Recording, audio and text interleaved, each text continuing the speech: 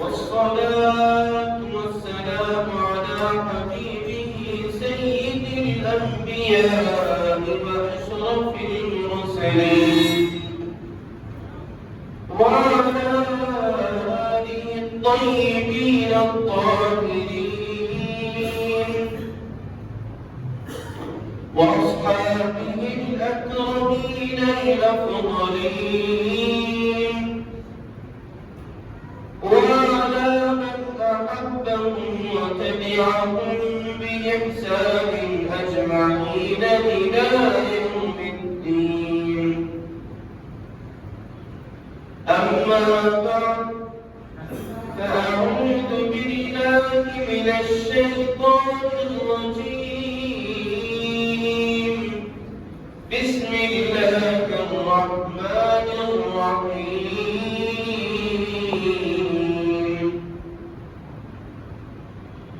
وإذ قال ربك للملائكة إني جاعل في الأرض خليفة قالوا أتجعل فيها من يفسد فيها ويسفك الدماء ونحن نسبح بحمدك ونقدس لك قال إني أعلم ما لا تعلمون وعلم آدم الأسماء كلها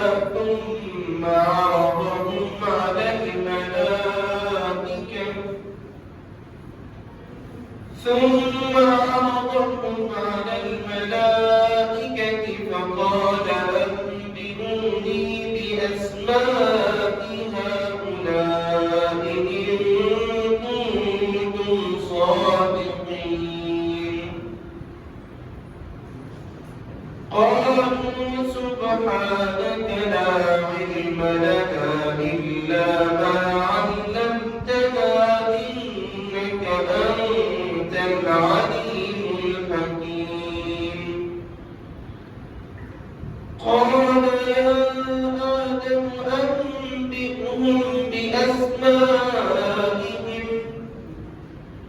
فلما أنبأهم بأسمائهم قال ألم أقل لكم إني أعلم غيب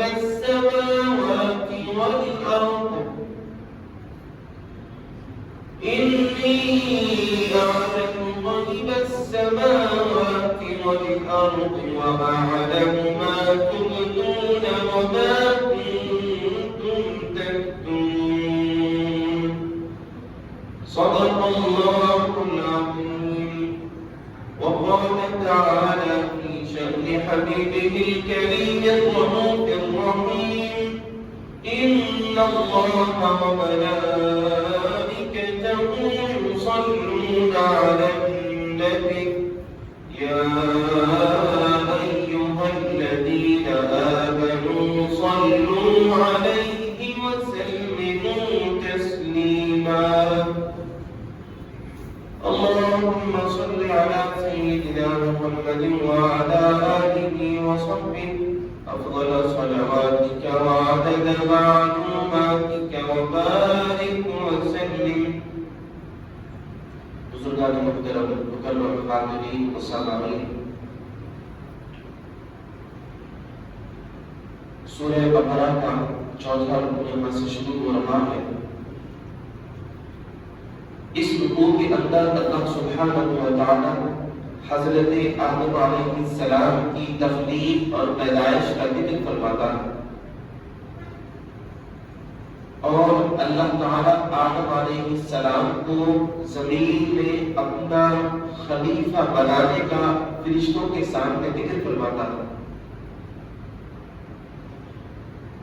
تو اس پر فرشتوں نے جو اللہ تعالیٰ کے دربار میں گزارش کی، اللہ تعالیٰ نے اس کو بھی قرآن مجید میں بیان کیا، اور اللہ تعالیٰ نے حضرت آدم علیہ السلام کی فضیلت، ان کی شان کو فرشتوں پر آشکار فرمایا، اس کا بھی اس کے اندر ذکر فرمایا کہ جب آدم علیہ السلام کو خلیفہ بنانے کا ذکر فرشتوں کے سامنے اللہ تعالیٰ نے کیا تو فرشتوں نے کہا، اس پر اللہ تعالیٰ کے دربار میں معاملہ کیا کہ ایسے کو آپ خلیفہ کیوں بنانا چاہتے ہو جو زمین میں فساد پھیلائے گا، خود ریزی کرے گا۔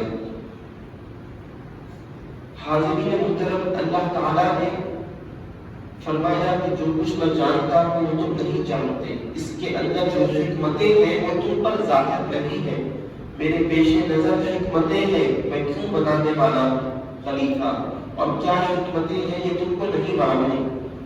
تو فرشتوں نے اپنے بارے میں کہا کہ ہم تو ہمیشہ تیری تسبیح بیان کرتے ہیں، تیری تعریف کرتے ہیں، تیری پاکی بیان کرتے ہیں، تو ہم خلیفہ بنائے جانے کے زیادہ مستحق اور حقدار ہیں، تو ہمیں خلیفہ بنا، ایک نئی مخلوق کو تو کیوں پیدا کرنا چاہتا ہے۔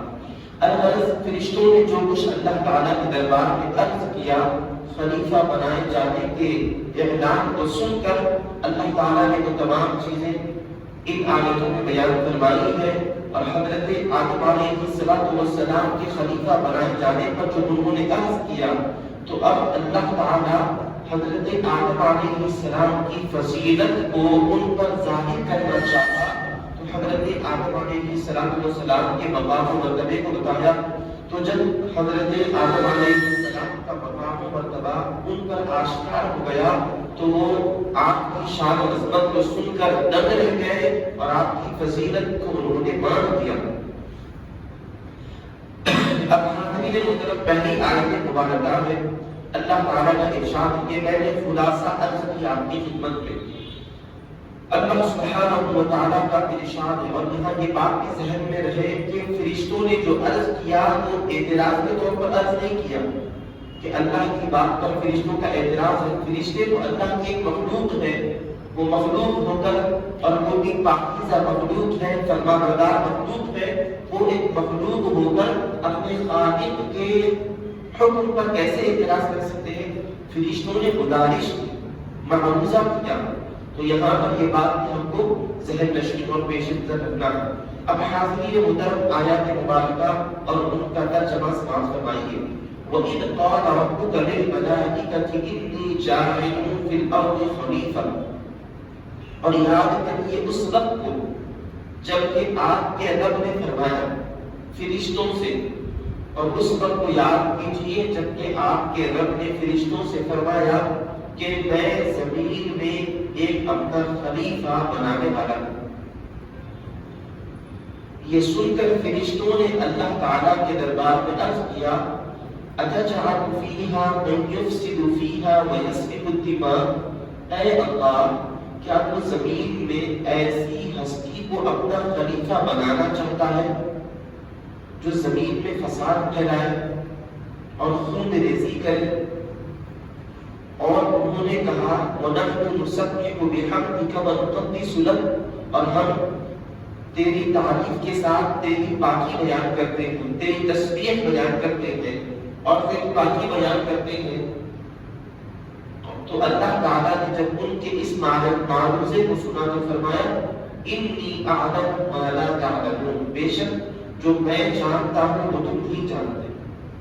انی اعلم ما لا تعلمون، جو میں جانتا ہوں تم نہیں جانتے۔ یعنی کیا بتانا چاہتا ہے کہ حضرت آدم علیہ السلام کو زمین میں اپنا خلیفہ بنانے کی جو حکمت ہے، اس کے پیش نظر جو رموز اور اسرار ہے وہ میں جانتا ہوں اور تم نہیں جانتے، اسی لیے تم یہ اعتراض کر رہے ہو۔ اگر تم میری حکمت کو جان لیتے تو تم بھی اعتراض نہیں کرتے۔ الغرض حاضرین محترم، یہ سلسلہ حضرت آدم علیہ السلام کے خلیفہ بنائے جانے سے متعلق چلتا رہا۔ تو اب اللہ سبحانہ و تعالیٰ نے آگے کے آیات بینات میں اس کی حکمت کو بیان کیا اور حضرت آدم علیہ السلام کی شان عظمت کو اللہ تعالیٰ نے بیان فرمایا۔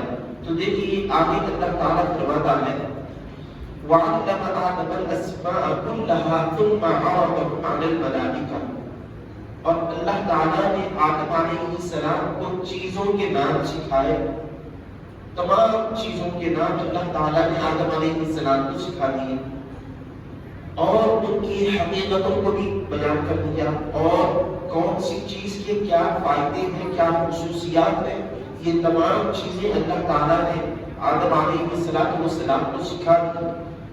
ثم عرضهم على الملائکہ، پھر ان تمام چیزوں کو فرشتوں کے سامنے پیش کیا اور تمام چیزوں کو فرشتوں کے سامنے پیش کر کے اللہ تعالیٰ نے فرشتوں سے فرمایا کہ انبئونی باسماء هؤلاء ان کنتم صادقین، اگر تم اپنے دعوے میں سچے ہو. کیا تھا ان کا دعویٰ؟ کہ ہم زیادہ حقدار ہیں خلیفہ بنائے جانے کے آدم علیہ السلام کے مقابلے میں. انہوں نے دعویٰ کیا کیونکہ ہم تو خود ریزی نہیں کرتے، ہم تو تعریف کے ساتھ ہمیشہ آپ کی پاکی بیان کرتے ہیں اور آپ کو بزرگ جانتے ہیں، تو ہم زیادہ حقدار ہیں خلیفہ بنائے جانے کے. جو فرشتوں نے کہا تو اللہ تعالیٰ نے ان کا امتحان دیا. امتحان کیسے دیا؟ کہ جن جن چیزوں کے نام آدم علیہ السلام کو اللہ نے سکھائے ان کی حقیقتوں کو بیان کیا اور ان کی خصوصیتوں کو جو آدم علیہ السلام کو سمجھایا، وہ تمام چیزیں فرشتوں کے سامنے اللہ نے پیش کر کے فرمایا کہ تمہارا دعویٰ تھا کہ ہم زیادہ حقدار ہیں زمین میں خلیفہ بنائے جانے کے آدم علیہ السلام کے مقابلے میں. اگر یہ تمہارا دعویٰ سچا ہے، تم اپنے دعوے میں سچے ہو، تو مجھے ان چیزوں کے نام بتاؤ. انبئونی باسماء هؤلاء. جب اللہ تعالیٰ نے فرشتوں سے یہ امتحان دیا تو کیا ہوا؟ قالوا سبحانک، فرشتوں نے اللہ تعالیٰ کے دربار میں عرض کیا سبحانک، اے اللہ تیرے لیے پاکی ہے. لا علم لنا الا ما علمتنا، ہمیں کسی چیز کا علم نہیں ہے، انہی چیزوں کا علم ہے جن چیزوں کا علم تو نے ہمیں سکھایا. لا علم لنا الا ما علمتنا، جن چیزوں کا علم تجھے ہمیں سکھایا ہے بس انہی چیزوں کو ہم جانتے ہیں اور دوسری چیزوں کا علم ہمیں نہیں ہے. انک انت العلیم الحکیم، بے شک تو ہی علم والا اور حکمت والا ہے.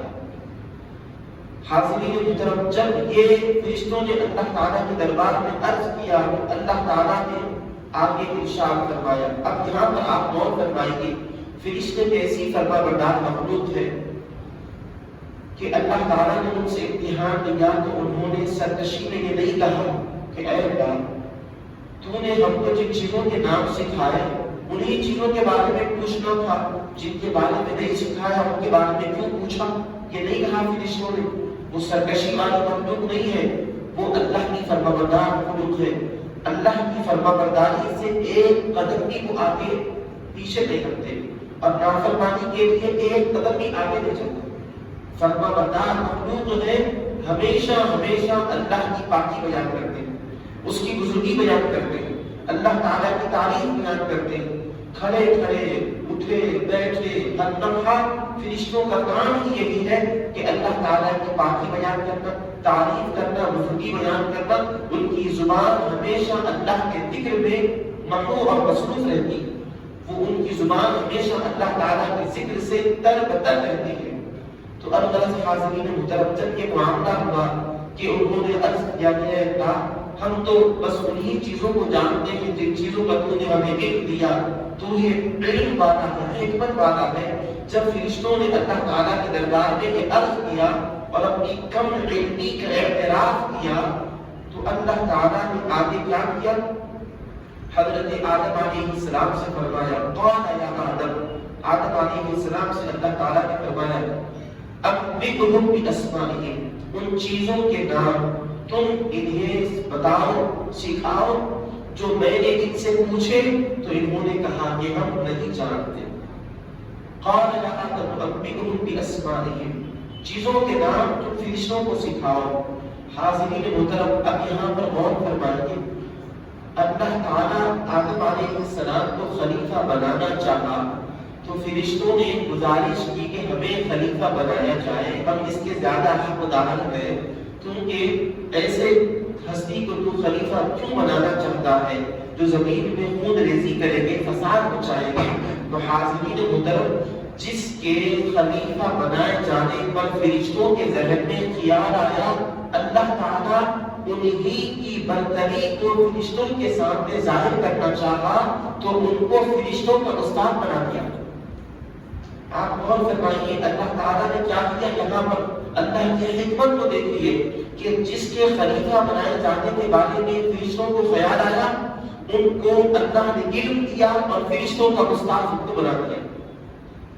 اب جن کے خلیفہ بنائے جانے پر فرشتوں کو خیال آیا، اب جب انہی کو استاد مقرر کر دیا گیا تو آپ اندازہ کیجئے کہ یہاں پر برتری ظاہر ہو گئی۔ تم نے ان کے بارے میں خیال کیا، دیکھو اب یہی تمہارے استاد ہیں، تم کو نہیں معلوم تو ان سے سیکھو، یہ تمہیں سکھائیں گے، یہ تمہیں بتائیں گے۔ اب آگے ہوتا ہی ہے، اللہ کا جب حکم ہوا کہ آدم علیہ السلام کو ان کو تم اسماء سکھاؤ، چیزوں کے نام بتاؤ، جو میں نے تم کو ان کی حقیقتیں بتائی ہیں وہ بھی بتاؤ، کس چیز کی کیا حقیقت ہے، اس پھول کی کیا حقیقت ہے، اس پھول کی کیا حقیقت ہے، کئی قسم کے یہ پھول ہیں، مثال کے طور پر عرض کر رہا ہوں، تو کون سے پھول کی کیا خصوصیت ہے، یہ تمام چیزیں آدم علیہ السلام کو سکھائی گئی۔ تو حاضرین محترم ہوتا کیا ہے، فلما انبأهم باسمائهم، پس جب آدم علیہ السلام نے فرشتوں کو ان چیزوں کے نام سکھائے، فلما انبأهم باسمائهم قال الم اقل لكم، جب فرشتوں کو اللہ آدم علیہ السلام نے ان چیزوں کے نام سکھائے، ان کی خصوصیتیں بتلائی، ان کی حقیقتیں بتلائی، تو اللہ تعالیٰ نے دیکھا کہ فرشتوں پر آدم کی شان ظاہر ہو گئی، آدم علیہ السلام کا مقام و مرتبہ ہم پر آشکار ہو گیا۔ تو اب اللہ تعالیٰ نے فرمایا قال الم اقل لكم، قال اللہ تعالیٰ نے فرمایا الم اقل لكم، اے میرے فرشتوں کیا میں نے تم سے نہیں کہا تھا، انی اعلم غیب السماوات والارض، کہ بے شک میں آسمانوں اور زمین کے اندر چھپی ہوئی چیزوں کو جانتا ہوں۔ اللہ تعالیٰ نے فرشتوں سے فرمایا تم بغیر سمجھے کے اعتراض کیے، تو اللہ نے فرمایا کیا فرمایا، انی اعلم غیب السماوات والارض، کیونکہ میں حقیقت کو جانتا تھا۔ آدم علیہ السلام کو خلیفہ بنائے جانے کی جو حکمت ہے اس کو میں جانتا تھا، تم نہیں جانتے، تو بغیر جانے کے تم نے اعتراض کیا۔ جب ان کی شان ظاہر ہو گئی تو اللہ نے فرمایا کہ میں نے انی اعلم غیب السماوات والارض، آسمانوں میں اور زمین میں جو چیزیں چھپی ہوئی ہیں میں جانتا ہوں، وَأَعْلَمُ، اور میں جانتا ہوں، مَا تُبْدُونَ وَمَا كُنتُمْ تَكْتُمُونَ، جس چیز کو تم چھپاتے ہو اس کو بھی جانتا ہوں، جس چیز کو تم ظاہر کرتے ہو اس کو بھی جانتا ہوں۔ یہ اللہ کی قدرت یہاں پر معلوم ہو رہی ہے۔ حاضرین محترم، قدرت خدا کا یہاں ظہور ہو رہا ہے۔ اللہ تعالیٰ فرماتا ہے تم نے کیا کیا، ایک چیز کو ظاہر کیا، ایک چیز کو چھپا دیا۔ اب کیا چیز کو انہوں نے ظاہر کیا، کیا چیز کو چھپایا، انہوں نے کس چیز کو ظاہر کیا، اب سنیے۔ انہوں نے کہا کہ اللہ ایسے کو تم کیوں خلیفہ بنانا چاہتا ہے جو زمین میں فساد پھیلائے گا اور خود ریزی کرے گا۔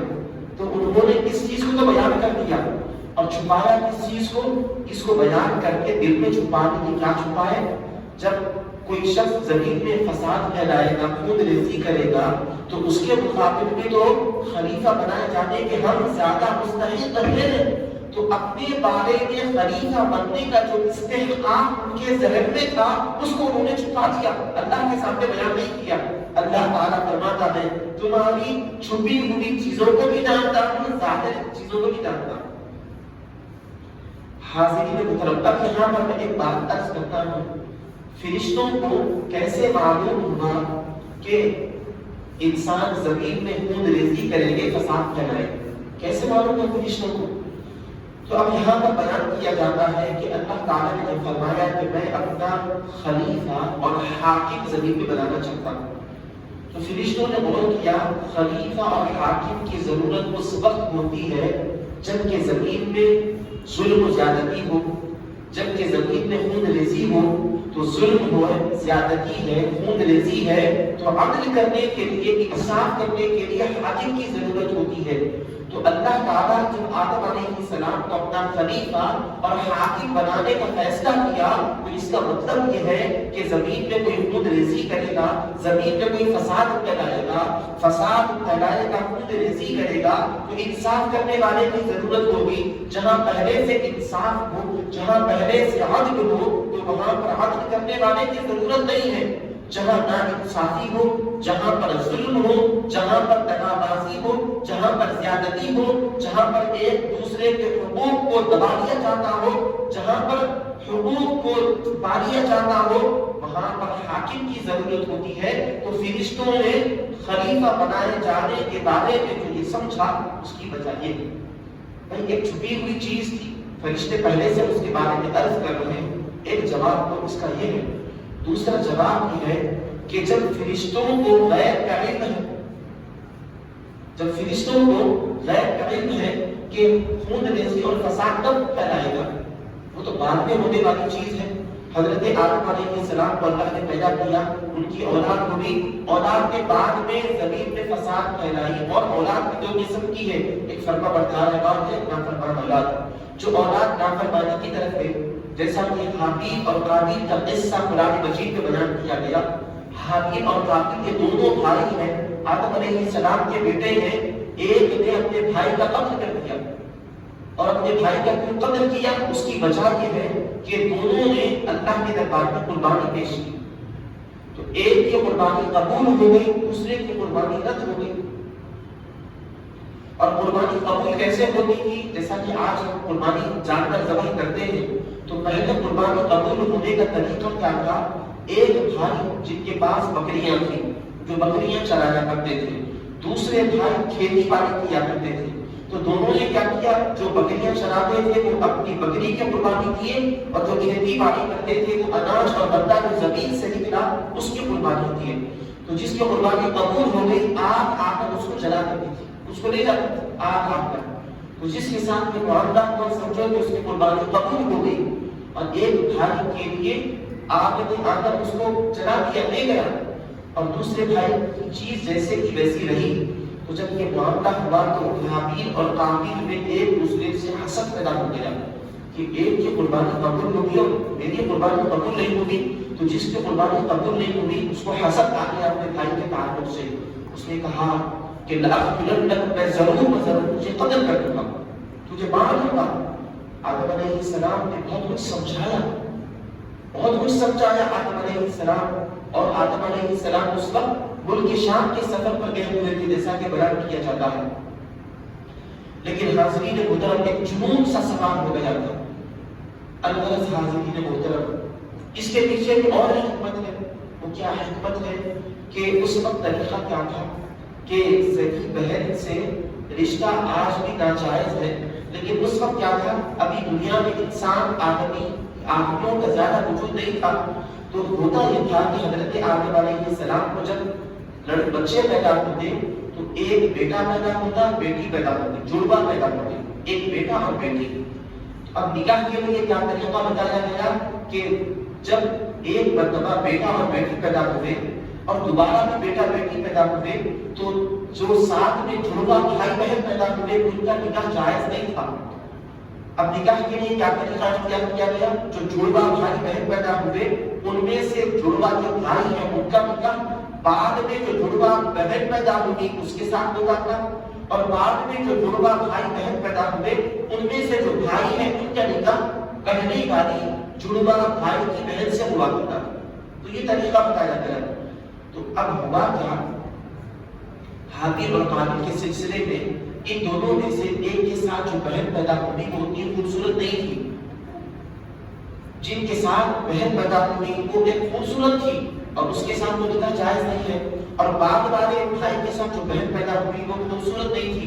آدم علیہ السلام نے جو طریقہ اللہ نے جاری رکھا تھا اس کے مطابق کہا کہ بعد والی جو بہن ہے اس سے تمہارا نکاح ہوگا، اور پہلے والی جو بہن ہے اس سے بعد والے بھائی کا نکاح ہوگا۔ تو اب وہ بہن خوبصورت نہیں تھی، تو اب کیا ہوا؟ قابیل اور حابیل میں سے قابیل نے کہا کہ ایسا نہیں ہو سکتا، مجھے تو اپنی بہن سے نکاح کرنا ہے، اور حقیقی جو بہن جڑوا ساتھ میں پیدا ہوئی اس سے نکاح جائز نہیں تھا۔ اللہ تعالیٰ کے دربار میں حضرت آدم علیہ السلام نے دونوں کو کہا کہ تم قربانی پیش کرو، جن کی قربانی قبول ہوگی میں ان کا نکاح کر دوں گا۔ تو دونوں قربانی پیش کی، ایک اپنی فصل کو پیش کی، ایک جانور کو پیش کیے۔ تو اب اللہ تعالیٰ کا جو طریقہ تھا اس کے مطابق جو بعد میں بھائی پیدا ہوا اس کی قربانی قبول ہو گئی، تو پہلے والی بہن کے ساتھ اس کا نکاح کر دیا گیا جو خوبصورت تھی، اور پھر جو بعد والی بہن تھی اس کے ساتھ پہلے والے بھائی کا نکاح کر دیا گیا۔ تو اب حسد پیدا ہو گئے خوبصورتی کی وجہ سے، اس کو اچھی خوبصورت بیوی ملی اور اس کو اچھی خوبصورت بیوی نہیں ملی۔ حاضرین محترم، عورت جو ہے فتنے کی چیز ہے۔ بڑے بزرگوں نے بیان کیا، زر زیور زمین، زر عورت کو کہتے ہیں، زیور سونا چاندی کو کہتے ہیں، زمین زمین کو کہتے ہیں۔ یہ تین چیزیں بتلانے کے لیے یہ چھپانے کی، ان تین چیزوں کی وجہ سے فتنہ پیدا ہوتا ہے، فساد پیدا ہوتا ہے۔ زر زیور زمین، عورت زمین اور زیور یہ نمائش کی چیزیں نہیں ہیں دوسروں کے سامنے، یہ تین چیزوں کی وجہ سے حسد اور دشمنی بڑھتی ہے۔ تو بتایا گیا کہ ان چیزوں کو چھپایا جائے۔ تو حاضرین محترم، یہاں پر بھی تین چیزوں میں زر عورت کی وجہ سے بیوی خوبصورت ملی اور ایک بھائی کو خوبصورت بیوی نہیں ملی، اب دونوں میں حسد پیدا ہو گیا۔ تو ایک بھائی نے کہا جس کو اچھی خوبصورت بیوی نہیں ملی، کہا کہ میں تجھے ضرور بضرور قتل کر دوں گا۔ تو ایک جس بھائی کو قتل کرنے کا ارادہ کیا انہوں نے کہا کہ دیکھو بھائی تم کیوں قتل کرنا چاہتے ہو؟ اگر تم قتل کرو گے تو میں بدلے میں قتل تمہیں کو نہیں کروں گا، تم اگر میری طرف ہاتھ بڑھاؤ گے تو میں رک جاؤں گا۔ لیکن بسط الیک یدک لتقتلنی ما انا بباسط یدی الیک لاقتلک، اگر تم اپنے ہاتھوں کو آگے بڑھاؤ گے مجھے قتل کرنے کے لیے، ما انا بباسط یدی الیک لاقتلک، تو میں جواب میں تم کو قتل کرنے کے لیے ہاتھوں کو نہیں بڑھاؤں گا۔ الغرض حاضرین محترم، تو اب کیا ہوا؟ زمین میں سب سے پہلا جو قتل ہوا تو حضرت آدم علیہ السلام کے بیٹوں میں ایک بھائی نے دوسرے بھائی کو قتل کر دیا۔ اب جب قتل کر دیا اس کے بعد پشیمان ہو گیا، نادم ہو گیا، اب کیسے کیا جائے؟ لاش کو اپنے کاندھے پر اٹھا کر پھرنے لگا، کب ادھر جاتا ہے کب ادھر جاتا ہے، اب لاش کا کیا کیا جائے؟ اس کا حق معلوم نہیں ہو رہا ہے۔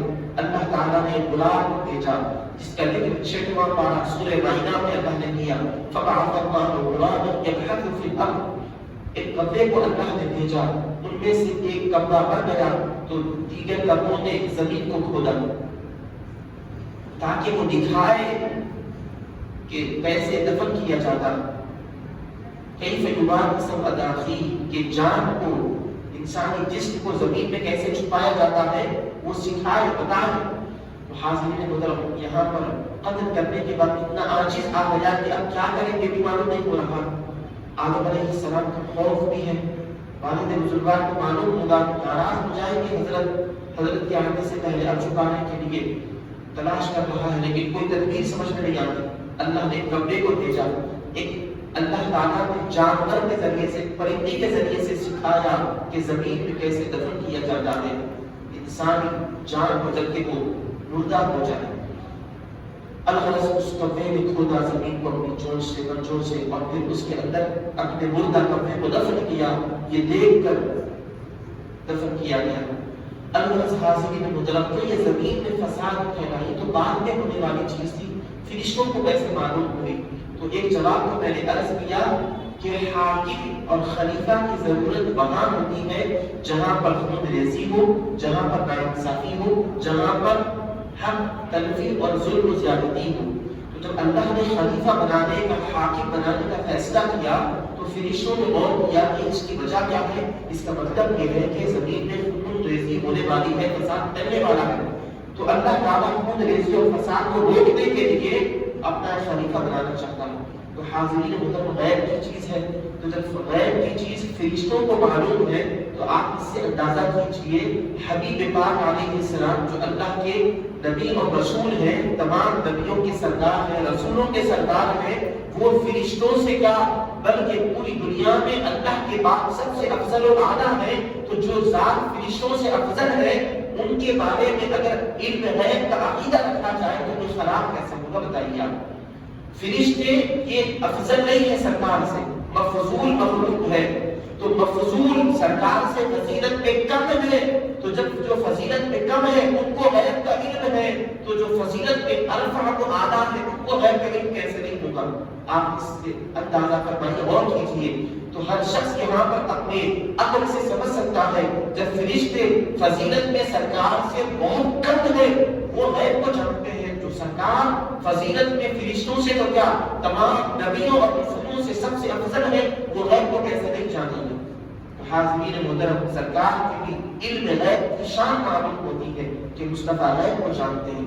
اب حاضرین محترم، تو یہاں پر جو اللہ نے فرمایا وَأَعْلَمُ مَا تُبْدُونَ وَمَا كُنتُمْ تَكْتُمُونَ، اور میں جانتا ہوں جو تم چھپاتے ہو اور جو تم ظاہر کرتے ہو۔ انہوں نے خلیفہ بنانے کے سلسلے میں خون ریزی اور فساد کو بیان کیا، لیکن ان کے دل میں کیا تھا کہ ہم زیادہ حقدار ہیں خلیفہ بننے کے، اس کو چھپا دیا۔ اللہ نے فرمایا تم جو چھپاتے ہو اس کو بھی جانتا ہوں، جو ظاہر کرتے ہو اس کو بھی جانتا ہوں۔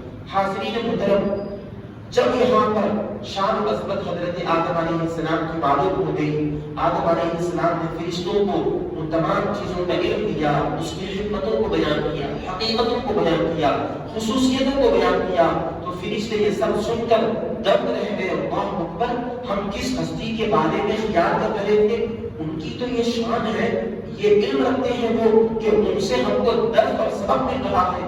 جب حضرت آدم علیہ السلام کی شان اور فضیلت اور عظمت ظاہر ہو گئی تو فرشتے مختلف ہو گئے کہ اے اللہ، تو نے جو فیصلہ کیا خلیفہ بنانے کا، بے شک تو نے حق فیصلہ کیا، جب ان کی یہ شان ہے، یہ علم ایسا رکھتے ہیں تو بے شک یہ خلیفہ بنائے جانے کے زیادہ لائق اور حقدار اور مستحق ہے۔